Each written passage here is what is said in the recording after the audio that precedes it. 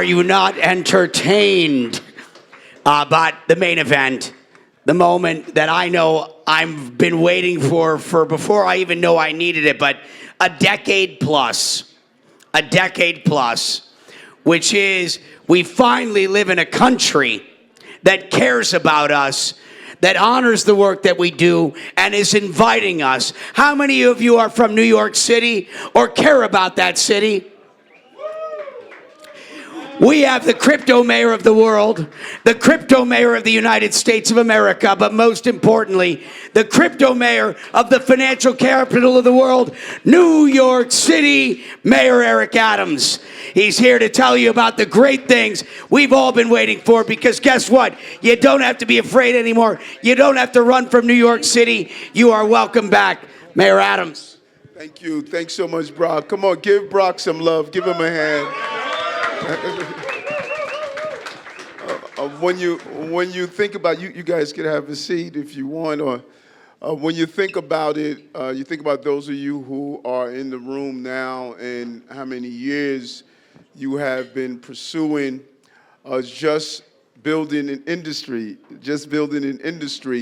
and as I stated earlier, never did I see such a coordinated effort to dismantle an industry like you have witnessed in the crypto space.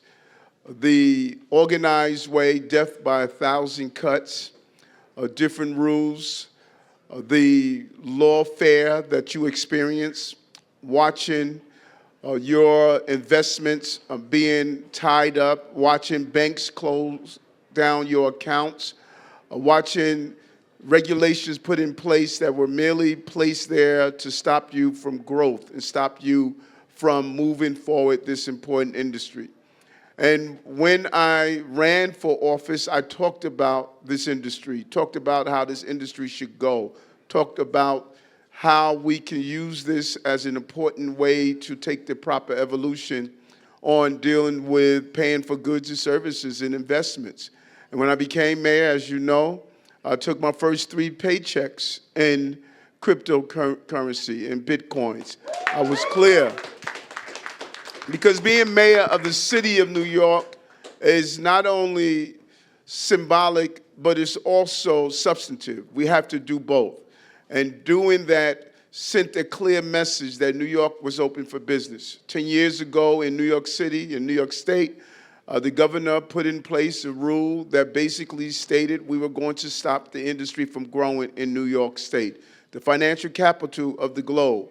It was the wrong thing to do then, and it's the wrong thing to do now. And we're moving in a totally different direction. And we are not leaving one stone unturned.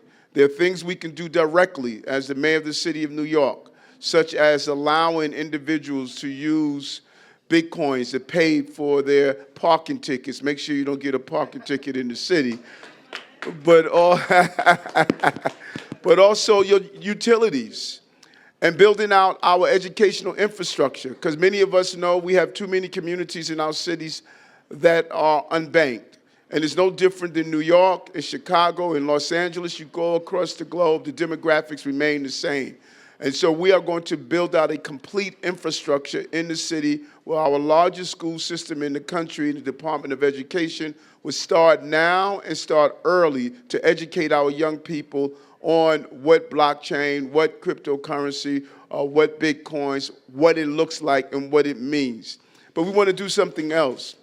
We do not have a platform for those who want to invest in bonds in our city using Bitcoins.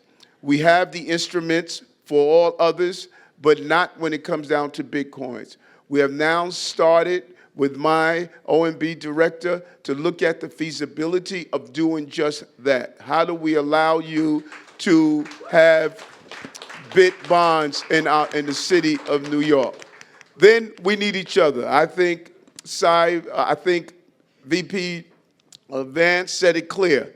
It's about going back to our communities and really energizing our local electeds. If you don't get into what local electeds are doing, they're going to get into what you are doing. And you're seeing it all over the entire country. We saw about 102 executive orders and bills passed in the first 100 days of this administration. That must be matched on each local state house and local city council and aldermen in our country. Everyone must be engaged. You are powerful when you're organized. If we're disorganized, we're going to be powerless, and we're going to go back into the dark days of not having this industry thrive and grow. You cannot run an industry of this magnitude if you're worried about if the bank is going to close you down for no reason, if you're worried about your inability to open up the ATM machines or participate in them. You can't be successful in business if you're worried about those who are overlooking you. This is a window of opportunities. And what it's going to take, those of you who are the victim of lawfare, trust me when I know what it is to be a victim of lawfare. That's what it's going to take. It's going to take those of us who were victims of lawfare to come together and make sure that it never happens to another industry and never happens to another individual. That is what this moment is about, and that's why I'm excited to be here. We held our summit at Gracie Mansion, and I was excited about the end of that summit coming here to Las Vegas to be around those who have the same admiration for this important step in evolution. If we did not evolve in how we pay for goods and services, we'd be still using seashells from many, many years ago. We went from seashells to coins to paper dollars, and now we're looking at all forms of how we pay for goods and services. Now, you're going to have some that say, well, you know, there are some illegal actions that are in the Bitcoin cryptocurrency space. Well, I don't know if any of you know there are illegal actions with credit cards. Trust me when I tell you. Well, you have the volatility of it going up and down. When have you not seen the stock market goes up and down? Let's be clear. Let's stop the bullshit and let's open the doors and allow cryptocurrency to move forward. That's what we must do. But we have allies out there. There are lawmakers throughout this country who want to be part of this team. Let's identify them and let's build the team together. This is a moment that we cannot allow to slip from us. All over the country, we need to recruit those who are on the same page on what we are attempting to accomplish. So I'm happy to be here. I had great conversations with many of you. We're going to put in place a Bitcoin committee council, and we don't want to dictate to you. We want you to tell us what we need to do in our city to make New York City the crypto, Bitcoin, blockchain capital of the globe. Hearing directly from you, we can make it happen. And so again, to Brock and all the other pioneers that are here, you know who you are. You were here toiling in the fields for so long. I used the analogy early this morning when I spoke on the stage to talk about Betsy Ross.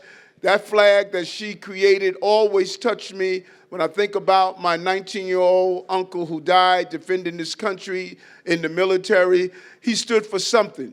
And because it was built from the ground up, it wasn't a great scholar, it wasn't a PhD, it wasn't no great intellectual, it was an everyday person that knitted a flag that still flies over this country. So although the rocket red glass or bomb burst in there gave proof through the night that our flag is still here, that is who you are. You are the Betsy Ross of today. And your commitment and dedication, standing side by side with the resiliency and the flag of America, is going to be the new form of paying for goods and services, and that is using Bitcoins. And how we continue to hold on to our records using blockchain, we are now going to transform how things are done in this country. Thank you, and let's continue to be the leaders of tomorrow.